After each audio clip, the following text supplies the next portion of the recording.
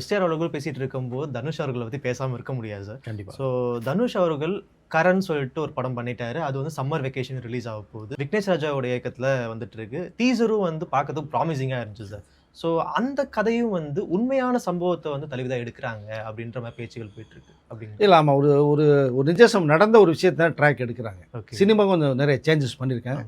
கரண் சொல்லி டைட்டில் வச்சுருக்காங்க. ஆமா அவருடைய பேர் அது. ஆமா.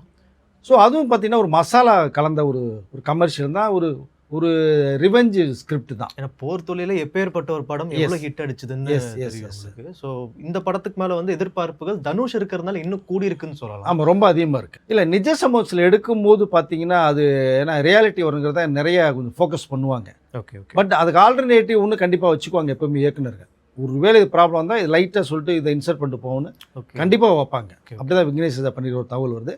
ஐஸ்வரி கணேஷோடைய தயாரிப்பில் வரக்கூடிய படம். செலவு பற்றி கவலைப்படல. தனுஷ் ஃபுல் டேட் கொடுத்து படத்தை கிட்டத்தட்ட முடிஞ்சிற ஸ்டேஜ் போயிடுச்சு. அது அதாவது கதைன்னு எடுத்துட்டிங்கன்னா பட் யூஸ்வலான ஒரு மேட்டர் மாதிரி தெரியும் உங்களுக்கு. போர் த்ரில் எப்படி உங்களுக்கு ஸ்க்ரீன் பிளே மிரட்டினாரோ கரப்படத்தையும் மிரட்டியிருக்காரு. மிகப்பெரிய ஒரு பிரேக் அமையும் தனுஷ்க்கும் விக்னேஷ் ராஜாவுக்கும்.